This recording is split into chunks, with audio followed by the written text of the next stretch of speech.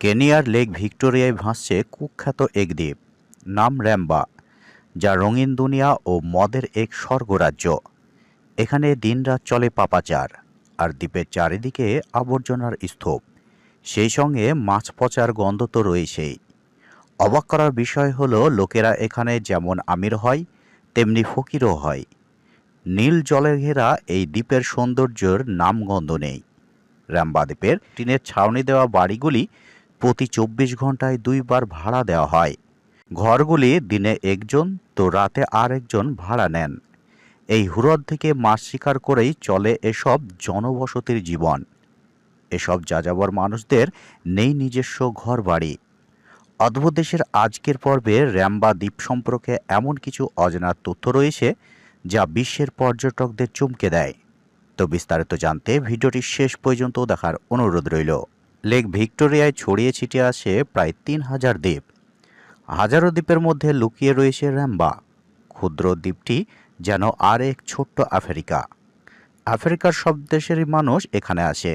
মাত্র ২,০০০ বর্গ কিলোমিটারে এই দ্বীপের জনসংখ্যা ২০০৯ সালে ছিল মাত্র ১৩১ জন। তবে বর্তমানে জনসংখ্যা প্রায় ২০,০০০-এর চেয়েও বেশি।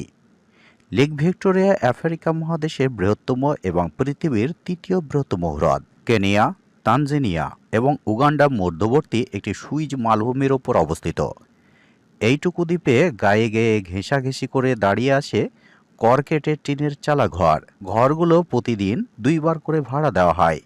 দিনে একজন তো রাতে আর একজন ভাড়া নেন। যারা রাতে মাছ ধরেন তারা দিনে ঘর ভাড়া নেন। কেউ দিনে মাছ ধরলে ঘর ভাড়া নেন রাতের জন্য। ভাড়া ১,২০০ থেকে ৬,০০০ টাকা। এই বাড়িগুলোকে বলা হয় ওসিমেম। কিছু বাড়ি অসামাজিক কাজের জন্য ভাড়া নিয়ে রাখেন, তাদের ব্যবসা চালানোর জন্য। আফ্রিকার বিভিন্ন প্রান্তে পলাতক অপরাধী, চোরাকারবারি ব্যবসায়ীদের প্রধান লুকানোর জায়গা হলো এই র্যাম্বা দ্বীপ। দ্বীপের বেশিরভাগই বাসিন্দা যাযাবর মৎস্যজীবী। এখান থেকে প্রচুর পরিমাণে বিখ্যাত নাইল মাছ সংগ্রহ করা হয়, যা ইউরোপের বাজারে ব্যাপক চাহিদা রয়েছে। এই দ্বীপের পূর্ণ বয়সের পুরুষদের মধ্যে ৬০% মানুষের জীবনযাত্রা লেক ভিক্টোরিয়ার মাছ ধরার উপর নির্ভরশীল। বাকি ৪০% এই দ্বীপের অন্যান্য ব্যবসা করেন। চারিদিকে নীল জলরাশির মাঝে একটি দ্বীপের যেমন সৌন্দর্যের কথা মনে আসে, কিন্তু এই দ্বীপের তার কিছুই নেই। ছোট্ট দ্বীপটিতে পা ফেলার জায়গা নেই। গিজগিজ করছে মানুষ। গায়ে গায়ে ঘেঁষাঘেঁষি করে দাঁড়িয়ে আছে কর্কেটের টিনের চালা ঘর। র্যাম্বা দ্বীপের স্বাস্থ্য ও পরিষ্কার পরিচ্ছন্নতার কথা কেউ ভাবে না। দ্বীপের চারিদিকে ঠিক ঠিক রয়েছে আবর্জনা। চতুর্দিকে শুকটি মাছ ও ফেলে দেওয়া পচা মাছের গন্ধর সঙ্গে মিশে আছে দেশীয় মদের গন্ধ। সারাদিন মাছ শিকার করে লেকের চারিদিক থেকে এসে ভিড় করে মাছ ভর্তি নৌকা, আর সেই মাছগুলো র্যাম্বা দ্বীপের আড়তে বিক্রি করে মৎস্যজীবীরা। মাছ বিক্রির টাকা দিয়ে ফুর্তি বা মদে উড়িয়ে পরের দিন আবার নৌকা নিয়ে জলে নামেন হাজারো মৎস্যজীবী।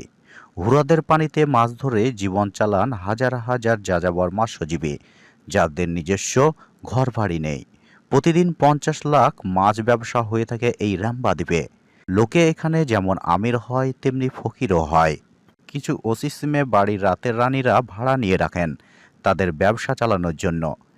প্রতিদিন ভোরে র্যাম্বা দ্বীপ থেকে ২০০ জন লোক চলে যান এবং প্রতিদিন এই দ্বীপে ৪৯০ জন করে লোক ঢোকেন। ২০,০০০ মানুষের জন্য এই দ্বীপে আছে মাত্র ৪টি পাবলিক টয়লেট। টয়লেট বলতে মাটির ভেতরে করা গর্ত আর চারিদিকে আড়াল, এতটুকুই।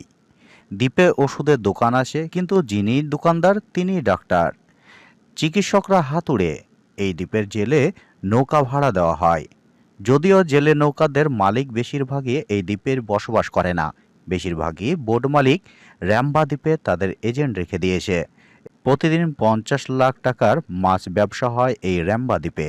দ্বীপের প্রভাবশালী ব্যবসায়ীরা কেনিয়ার মাসায়েদের পয়সা দিয়ে পোষেন। পরবর্তীতে মাসায়েরা আদিম ব্যবসাকে সুরক্ষা দেয়। নৌকা ভাসিয়ে তারা পাক খায় এর চারিদিকে। র্যাম্বা দ্বীপে সারি সারি টিনের চালাঘরে বিভিন্ন অসামাজিক কর্মকাণ্ডের ভিড়। জায়গা নেই, তাই একই ঘরে ১০-১২ জন করে একসঙ্গে খরিদ্দার সামলান। ঘরের বাইরে অপেক্ষায় থাকেন খরিদ্দারের দল। লাভের আশায় ৭০ থেকে ৮০% মুনাফা পান বোট মালিক। বাকি ২০ থেকে ৩০% পান জেলেরা। এই হ্রদ থেকে মাছ শিকার করে চলে এসব জনবসতির জীবন। এসব যাযাবর মানুষের নেই নিজস্ব ঘর বাড়ি, আজ এই দ্বীপ তো কাল ওই দ্বীপ।